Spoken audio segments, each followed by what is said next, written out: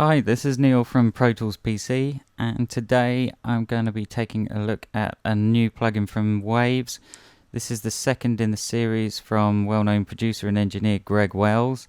He has now seems to be established a artist series, much like many other of the well-known engineers that have got Waves artist series plugins.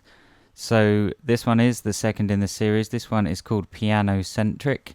So as the name suggests, it's about pianos and keys, and seems to be what Greg deems to be a good go-to combination of effects to enhance piano and keys. It's a familiar interface, the same as the voice Centric, except it's black rather than blue. It has that familiar one big knob in the middle and two effects to one side. We have the input level and output level with metering on each. A level indicator LED here that shows us the intensity or how hard the effect has been driven. One big knob in the middle and those two effects with their on-off buttons.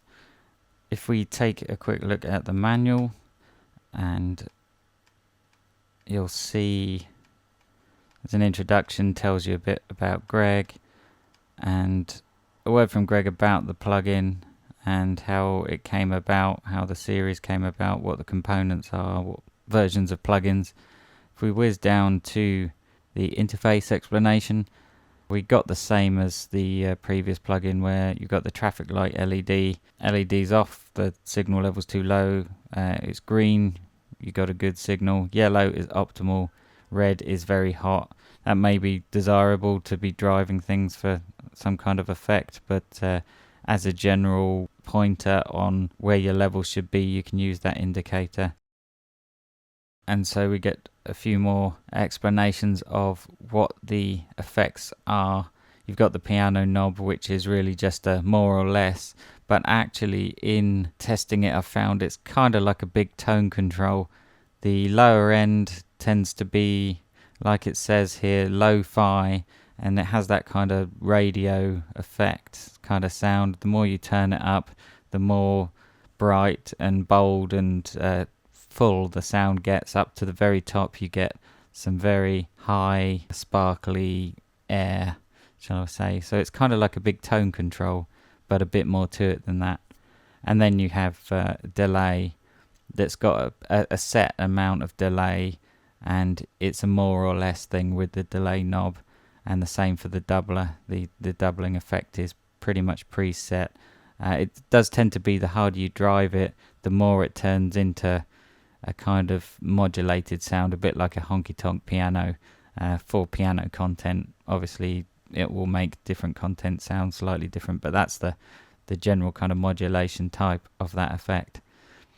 So have a read through the manual anyway. It's useful, helps you get a grip of what the plugin can do. So what I've got here is just a MIDI file playing a Contact Library piano. It's not my own recorded piano, just to be able to do this video. So you'll probably get much better effects with real pianos, real recorded pianos with a bit more human feel to them.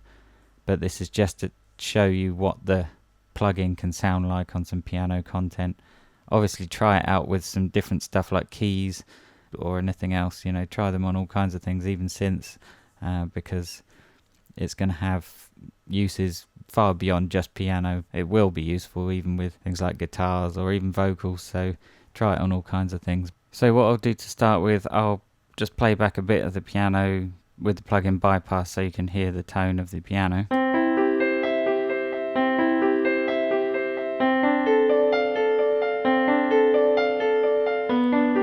Now if I bring the plugin in, you'll hear what I mean by the kind of lo-fi radio sound, AM radio kind of sound.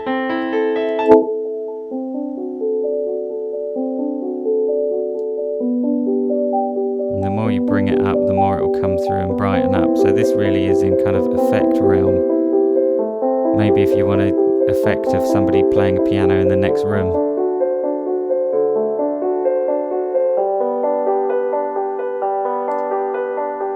It's thinned out a bit there and brightened up.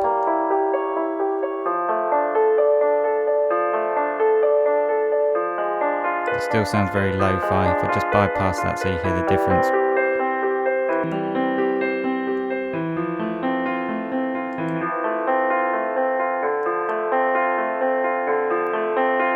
And as you get up to 0, it should be far more natural. So there's already a lot of body there when we're close to 0.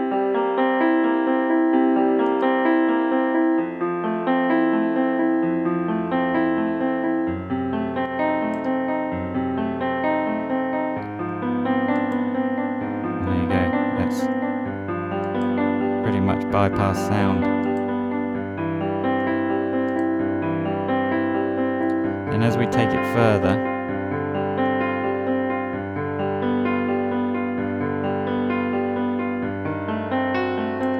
it tends to come to life a bit more. There's a bit more girth.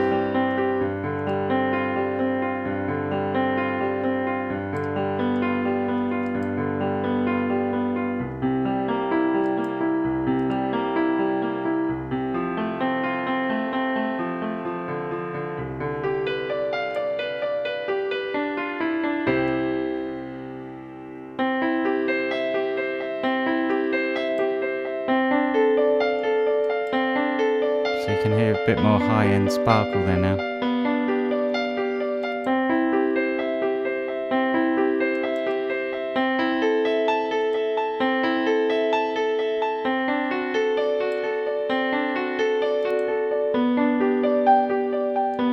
So much to the point when you bypass it, it does sound like it goes dull. But there's a lot more mid there when it's bypassed.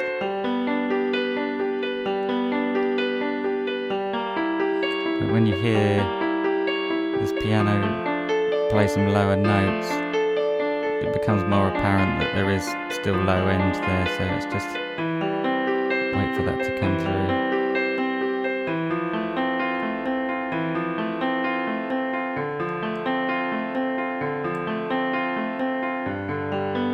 So you've still got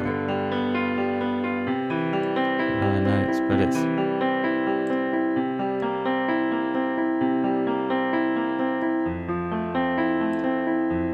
so I think that's kind of a sweet spot for this particular piano sound. So now if we go on to the effects, so let me turn those down, but I'll bring in the delay and then just slowly bring it up.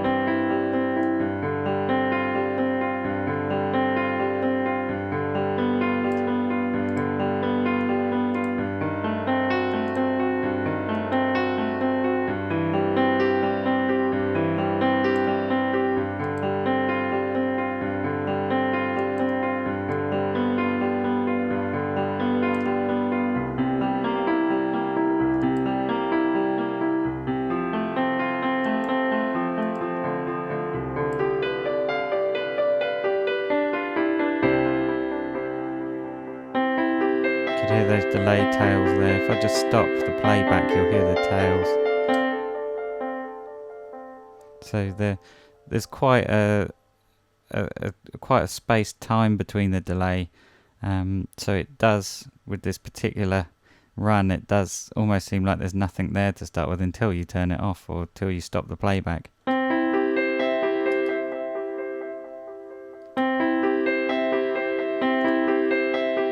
So at halfway,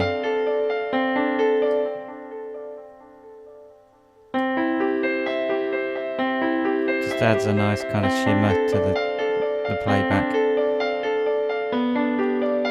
If I bypass that now and go to the doubler,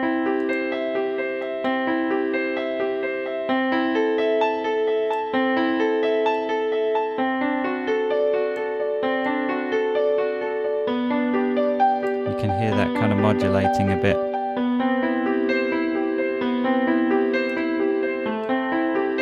And it does begin to sound a bit more like an upright piano. We can go to the extreme, where it's quite obvious.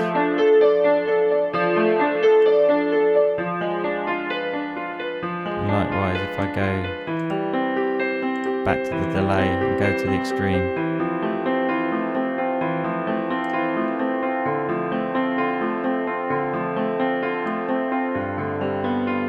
So everything in moderation.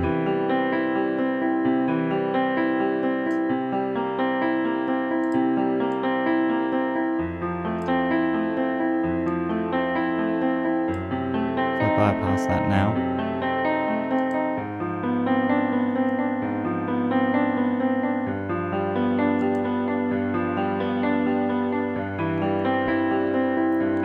So it does add some nice body and shimmer to a standard piano, and I'd encourage you to download it and try it on some other content. It's not an extreme plugin, but it can add some nice icing on the cake. So hopefully that's given you a good example of what it can sound like on a piano. Please go and experiment yourself and leave us some comments, and subscribe to our videos. We have more content coming. Subscribe to our blog posts and you'll get to know when those posts are live. And as I say, I hope you found that useful, and hopefully see you again soon. Thanks. Goodbye.